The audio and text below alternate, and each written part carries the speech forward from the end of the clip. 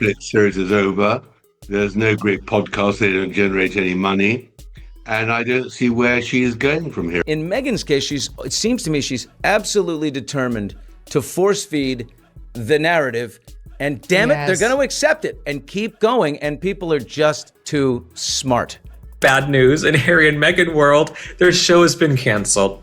Season 3 of With Love, Meghan has been cancelled by Netflix. Devastating moment for Prince Harry's reputation and credibility, as he argues with a judge while in the dock, contradicts himself, appears to fib about using the pseudonym Mr. Royal biographer Tom Bower just dropped a headline-grabbing claim, and reports say Meghan Markle is seriously upset about it. The timing made the situation even more intense. At the same moment this story started spreading, Prince Harry was sitting inside a London courtroom, visibly emotional while facing a tense exchange with a judge during a legal fight. Wherever she is, whether it's at Cutner or in Colombia or in Nigeria or wherever, she's always, her publicist will reveal that she's wearing one of Diana's pieces of jewelry. Prince Harry, his heart seems to have softened, or there's been some sort of evolution. So I do think you're right that a lot of us were kind of caught off guard by the Prince Andrew decision, because we had grown accustomed to cuddly Charles, Grandpa Charles, with the grandkids in his lap. And when I saw the news, I thought, I don't know if I'll ever see anything like this again in my lifetime, but maybe I will because of Prince Harry. That courtroom scene grabbed major headlines, but another surprising twist was quietly unfolding behind the curtain. Behind the scenes, Netflix reportedly hit the brakes on Meghan's heavily promoted cooking and lifestyle show. And according to Tom Bower, there's a specific reason the project lost momentum so quickly. He says the situation had little to do with basic ratings or routine production delays. Instead, he claims something deeper was happening inside the partnership, and the explanation has royal watchers talking nonstop. Before diving deeper into this dramatic situation, make sure you hit subscribe and drop a like. He holds on to these terrible, unhappy moments with Meghan, who he says, she's absolute misery, but that's not true either. And she wasn't around in the late 1990s. I mean, it's a sort of extraordinary way of behaving. Even season 2 of her show was fake. It was not a season 2, it was a lie. It helps keep the spotlight on these royal headlines and the surprising twists surrounding them.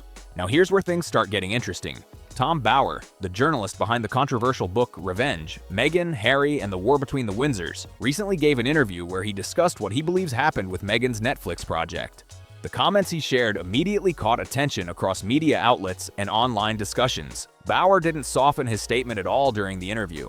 He said, "It turns out she's not any kind of talent." That single line triggered strong reactions across the internet. It's a blunt opinion, and reports suggest Meghan was not happy seeing that quote repeated across news coverage and social media discussions. Bower says his opinion didn't appear out of nowhere.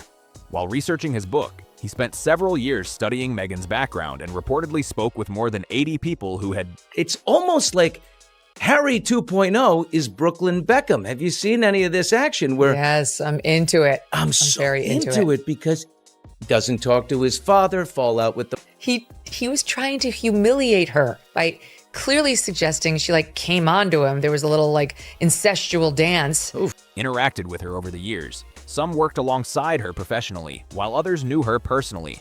According to him, his reporting is based on interviews, research notes, and documents collected throughout that investigation. Then came his big claim about Netflix. Bower said the streaming company reportedly began having concerns earlier than many people realized. According to his comments, within about 6 months of signing the massive deal, said to be worth roughly $100 million. He wanted half in, half out. He wanted his own cake and eat it. And the royal family said, no, you're either in the royal family or not in the royal family. April 2025, she said it's the happiest she's ever been. She's having a wonderful time. She can't believe it, and she's happy and grateful.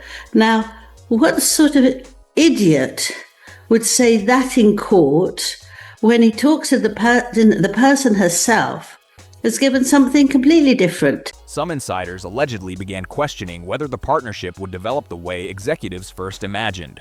According to Bower, the challenge became clearer when Netflix started searching for content that audiences would strongly connect with. He claims the team struggled to develop projects that sparked real excitement among viewers. One of the biggest hopes reportedly centered on Meghan's lifestyle and cooking series titled With Love, Meghan. The show was expected to present a polished return to the lifestyle space, placing her alongside well-known personalities like Martha Stewart or Ina Garten. On paper, the concept looked promising, but Bauer believes an important ingredient was missing. In his view, that missing ingredient was authenticity. Modern audiences can quickly sense when something feels overly polished or carefully staged. Your show's been canceled. You're not going to be the next Martha Stewart, Meghan. I mean, the fact that Meghan Markle had a cooking show and she moved pretzels from one bag into another was crazy. Professionally, they've gone down dramatically, and I predicted it in the book, but even I would not have thought it'd be that accelerated. I think personally, they've separated their professional lives, but I think what's really a great problem for them now, as of in the last few weeks, is that Meghan has got no real income anymore. She's finished. According to Bauer, viewers often look for warmth, personality, and genuine enthusiasm from the host. He argues that the series struggled to capture that kind of natural feeling on screen. He also suggested the issue wasn't only about the show's format. Bauer pointed to Meghan's public image, which often highlights cooking, hosting guests, and celebrating family life. And even the publishers couldn't quite believe some of the things which I discovered. And one of the big things at that time was sensitivity reading. There was a great fear that she would play the race card. I was doing an interview to offer them a platform to tell their story about why they left. And that was my number one intention, was just clarity on why did you leave? And so some of the things that were revealed in that interview came as a surprise to me. And those surprises are now referred to as bombs. But he said some critics believe the public image and personal reality sometimes appear inconsistent. One example he referenced involved Meghan's father, Thomas Markle. During the time the show was reportedly being produced, Thomas Markle faced serious health issues. Bauer noted that media reports suggested Meghan did not visit or communicate with him during that difficult period. And that's the thing about Meghan. She's a very, very deceitful person, which they've created, and they're going to earn a fortune out of it. And don't forget, there's Harry's book still to come next month. And then at some stage, there'll be Meghan's book. I mean, they're making a career out of this stuff. That detail quickly sparked intense debate online. When a public brand strongly focuses on themes like compassion, family, and connection, audiences sometimes expect those values to show up consistently in personal relationships too.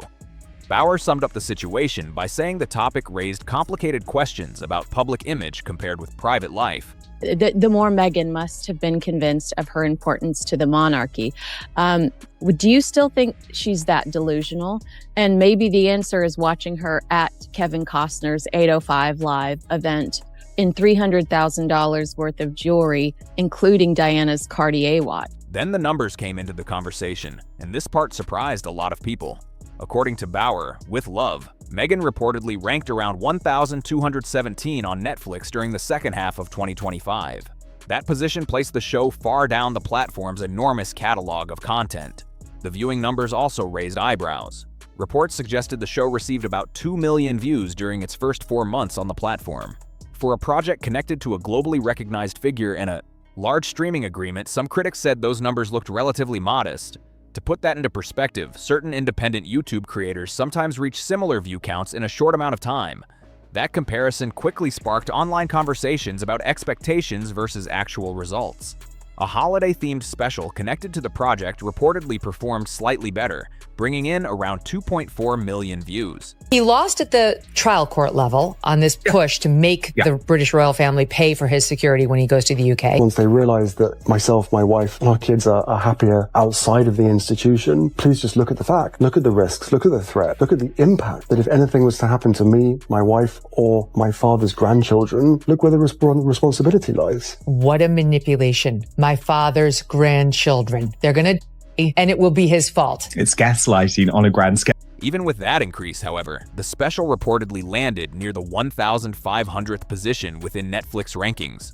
For someone often described as one of the most talked about public figures in the world, those placements triggered plenty of discussion about whether the project truly connected with viewers. According to Bauer, those results may have influenced how quickly excitement faded among some people inside Netflix.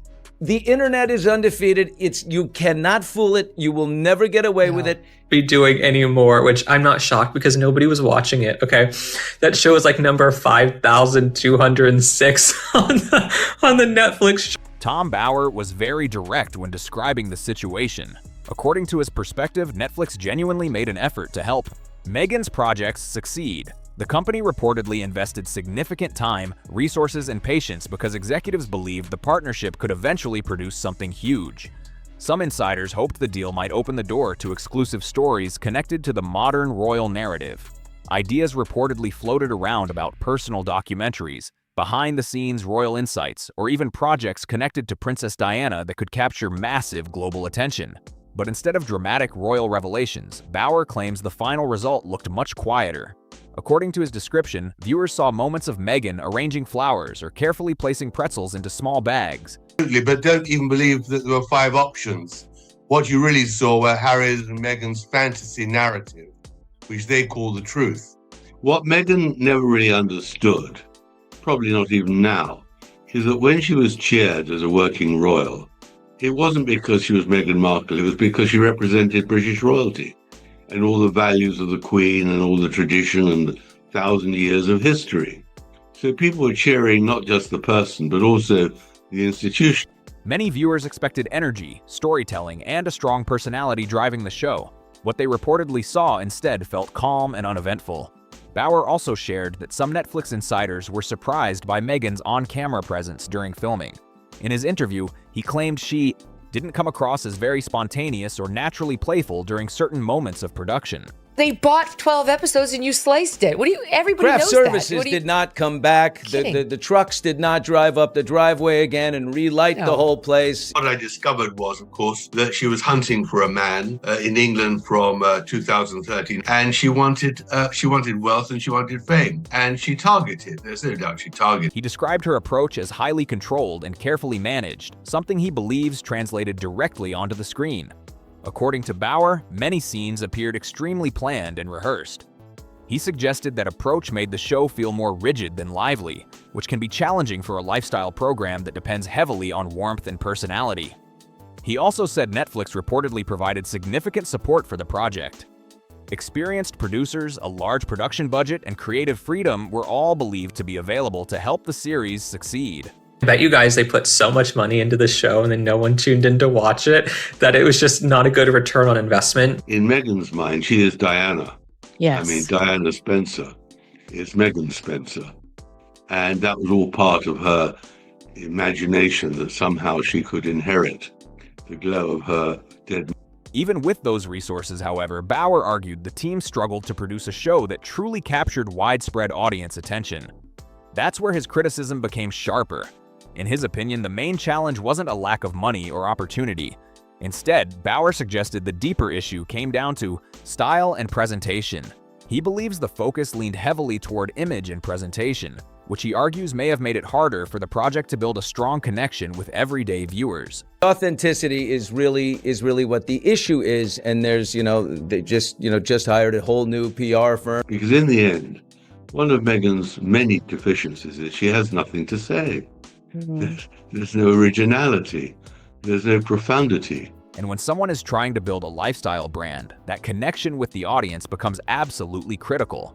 Without that sense of trust and relatability, the entire concept can start to fall apart fast. Bauer pointed out that many of the biggest names in the lifestyle world share one powerful trait: authenticity. Martha Stewart built her reputation through decades of hands-on experience, business ventures, and practical home skills. Gwyneth Paltrow, even when people debate her ideas, still presents a personality that feels aligned with the brand she promotes. But Bauer argued Meghan sometimes appeared to be stepping into a role instead of simply showing her natural self. A documentary on his mother would be, by him, surrounded by all of these yes people. It would be totally inaccurate. I mean, from his own book where he says for a long time he thought his mother had just disappeared and now believes she'd been murdered by the paparazzi, which is ridiculous. It is filling most people with nausea and fury, what they're doing, because they're setting themselves up as the victims, but in fact they're the aggressors. According to him, modern audiences are extremely quick to spot anything that feels overly polished. People can sense when the energy on screen feels natural. and they can also sense when something seems carefully staged. Bauer believes that difference may have played a big role in how viewers reacted to the show. Ignore them if they keep popping up doing stuff like this. That's the thing. We're kind of in a mutually abusive, toxic relationship, aren't we? The media and Harry and Meghan, because they keep doing stuff wanting attention.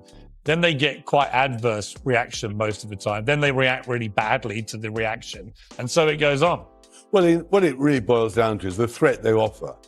If the threat was punctured, which I hope my book will do. I don't know that he would hang on with Meghan because, as we know, he's not in the top 1,000 that for net. He also shared claims from individuals who reportedly worked on the production. According to those accounts, Meghan was very precise about how scenes were filmed and often asked for multiple retakes if something didn't look right on camera. Bauer said the focus sometimes leaned heavily toward visual presentation. Lighting setups, wardrobe choices, and camera angles reportedly received intense attention during filming. One example he mentioned caught people's attention. Bauer claimed Meghan placed strong importance on making sure her hair looked perfect in every shot. I think, however, that if he did a program about his mother, that would be for money. Yes. And I think it would be a shocking act of further disloyalty. I can't even be around it as a consumer. I can't imagine how Harry handles this as a full-time part. Even though the program focused on cooking and home activities, he suggested the filming environment sometimes felt closer to a styled photo session than a relaxed kitchen setting. In many traditional cooking shows, chefs tie their hair back, roll up their sleeves, and jump straight into the cooking process. But Bauer suggested Meghan appeared more focused on maintaining a polished appearance while filming. And in his view, the way she's artificially building herself up with like the humble brags that she constantly does, she's so incredibly needy. And his mother had amazing status. She looked beautiful. She had terrific poise. She worked very hard at being a royal. She was very empathetic with a lot of sick people. None of the things that Meghan would ever dream of doing. That choice changed the overall vibe of the show. He also argued that parts of the filming location seemed highly staged. According to his description, the house used during production wasn't presented as a regular everyday home. Background elements like beehives, decorations, and certain props appeared carefully arranged for visual effect. Some guest appearances reportedly felt a bit stiff as well, which added to the impression that everything was tightly managed rather than spontaneous. Bauer believes all of those elements together created a show that struggled to feel natural to viewers. It's unlikely that there will be a third series of With Love Meghan on Netflix. Is that right? Yes, that's right. Yes, definitely. That's what they've said. 2 series failed and there's not going to be another one. These are things you would know if this were actually your friend. So I'm going to miss their like latent fear in interaction. And when a lifestyle series loses that feeling of authenticity, audiences can lose interest quickly. The biggest twist reportedly came after Netflix decided not to move forward with the project. According to Bauer, Meghan was extremely disappointed by that outcome. He claimed she believed the series had the potential to receive awards and help establish her as a major figure in lifestyle entertainment. So when the public response turned out to be much colder than expected, it reportedly came as a major surprise. The production activity that once filled the filming location suddenly stopped. The vehicles used by the crew stopped arriving. Cameras and equipment were no longer brought back. The lights that once filled the set never switched on again. The entire production quietly faded out. And while this Netflix situation was unfolding behind the scenes, Prince Harry was making headlines in a completely different place. Inside a London courtroom. What happened there added another layer to the ongoing conversation surrounding the couple, and it connects directly to the bigger picture Tom Bauer has been describing. Prince Harry recently appeared in court as part of his legal case against the Daily Mail, arguing that phone hacking took place between 2001 and 2013. These events happened years before he even met Meghan Markle. But instead of a calm courtroom appearance, reports say the atmosphere quickly became tense. According to courtroom accounts, Harry ended up clashing with the judge several times during the hearing. Not once, not twice, but 3 separate exchanges where the conversation reportedly grew heated. Imagine the scene for a moment. A British prince standing in a high court going back and forth with a judge during live testimony. That moment alone captured headlines across the world. At one point, the judge reportedly stepped in and reminded Harry to stop interrupting and focus on answering the questions directly. That's a serious moment in any courtroom, especially when the judge involved is a respected expert in media law. The judge even told him, "You are doing what lots of litigants do. You tend to argue." The message was straightforward. Harry didn't need to debate the case himself during that moment. His role was simply to answer the questions clearly, but emotions appeared to rise during the hearing. Witnesses reported that at one point during his testimony, Harry became visibly emotional. His voice reportedly cracked, and tears formed in his eyes as he spoke about the impact media coverage had on his family. At one moment, he said, "They have made my wife's life an absolute misery." It was a powerful scene inside the courtroom, but it also triggered very different reactions from the public. Here's where things became even more surprising. The legal case itself focuses on events that allegedly happened many years ago, long before Meghan Markle entered Harry's life. The courtroom discussion was technically about historical media practices rather than recent events. Yet during the testimony, Meghan's name reportedly came up several times. Royal biographer Tom's Bauer has highlighted this pattern before. According to him, Harry sometimes brings conversations back to Meghan even when the original topic started somewhere else. In Bauer's view, Harry's current outlook is strongly shaped by his relationship with her. What made the situation stand out even more was the fact that Meghan wasn't in London for the hearing. While Harry appeared inside the courtroom, Meghan was reportedly in California, thousands of miles away. Social media posts showing her smiling and going about her day circulated online around the same time.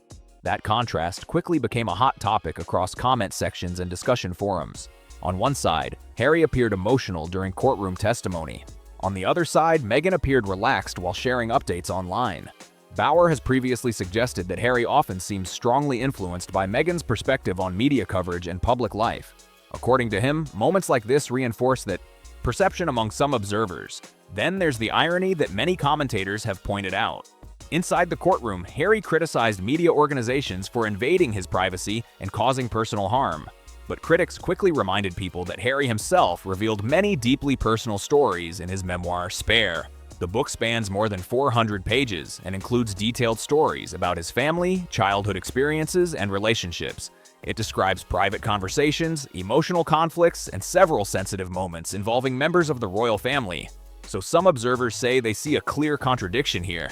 Tom Bauer has raised that exact argument before.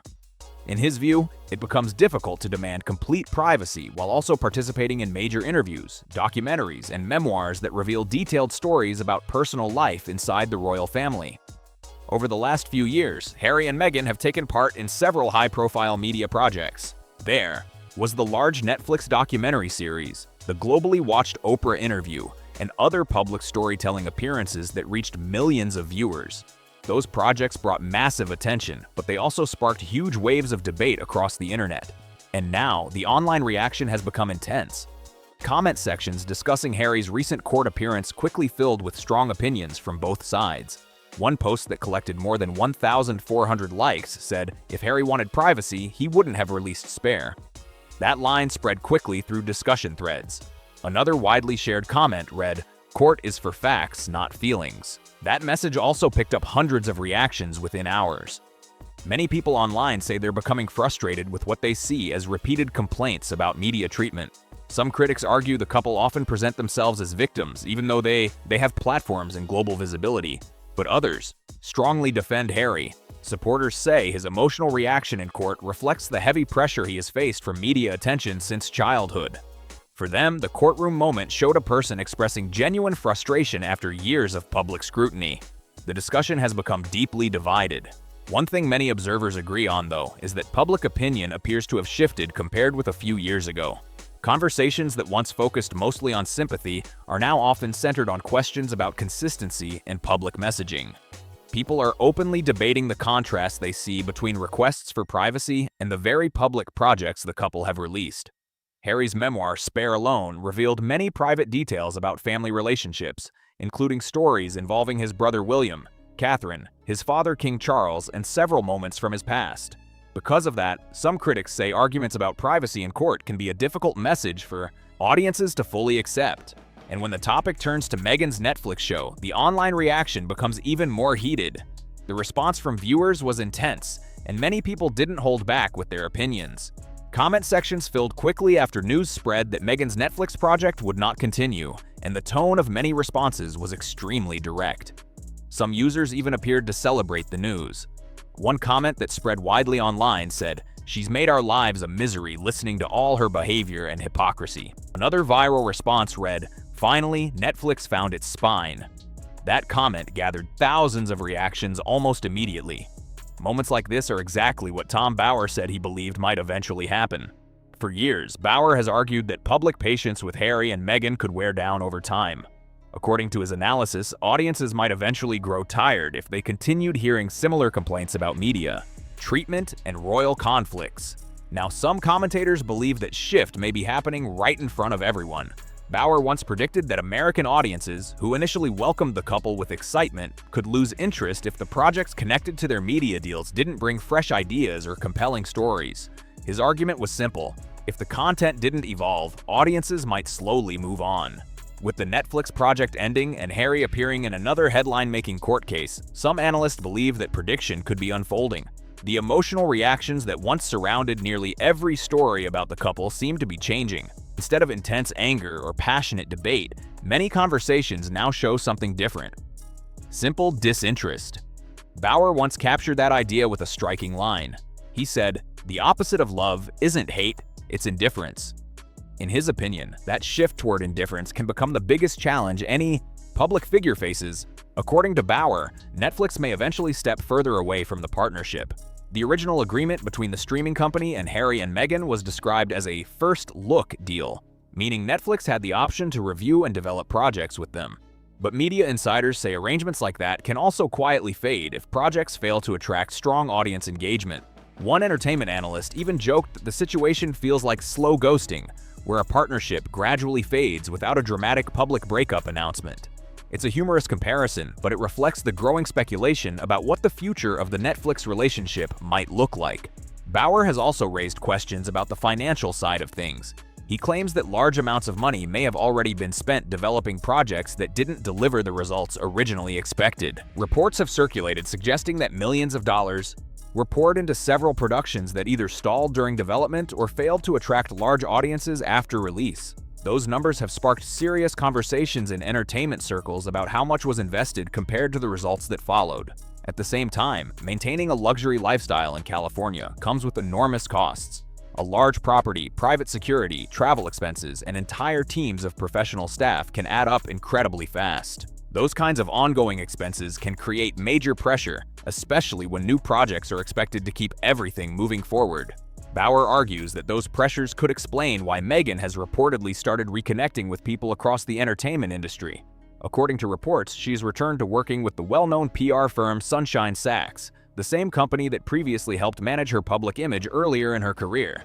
That move signals a clear effort to reshape how she is presented in the media and entertainment world.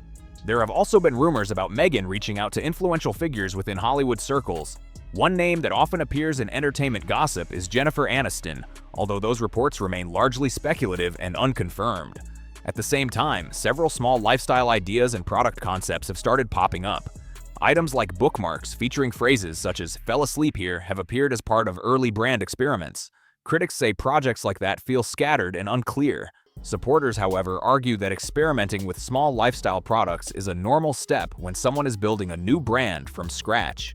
Tom Bower's interpretation is far more direct. He believes the steady stream of new ideas suggests a search for something that will finally connect with audiences in a meaningful way. In his view, Meghan is putting out multiple concepts, hoping one of them eventually gains strong momentum. At the same time, Bower believes Harry's ongoing legal battles could create additional complications. He has suggested that the current case may face difficulties if strong evidence is not presented during the proceedings. Bower also pointed out that Harry's emotional reactions and courtroom interruptions could influence how the hearing is perceived by observers and legal commentators. If the case were to end unsuccessfully, some legal analysts note that financial consequences in British courts can be extremely significant. In certain cases, the losing side may be required to cover large portions of legal costs, which can reach very high amounts. That possibility alone has sparked plenty of discussion among commentators who closely follow royal news and legal developments. For years, Tom Bower has warned that Harry and Meghan may have underestimated what leaving the royal institution would mean over the long term. According to his perspective, the monarchy provided layers of support, global influence, and institutional protection that are difficult to replicate outside that system. Once they stepped away, the couple entered a completely different environment. In that world, success often depends on building a powerful entertainment brand and consistently delivering projects that capture public attention. And building a global brand at that level is far more difficult than it might appear from the outside. Right now, the public conversation surrounding them appears to be shifting once again. Their projects are facing stronger scrutiny, media partnerships are being questioned, and the spotlight of public attention is beginning to move toward new stories. The big question now is whether this moment is simply a temporary setback, or the start of a much bigger turning point in their public journey. What do you think about everything happening right now? Do you believe Tom Bower's predictions about Harry and Meghan are starting to play out? Or do you think the couple still has time to turn things around and stage a major comeback? Share your thoughts below.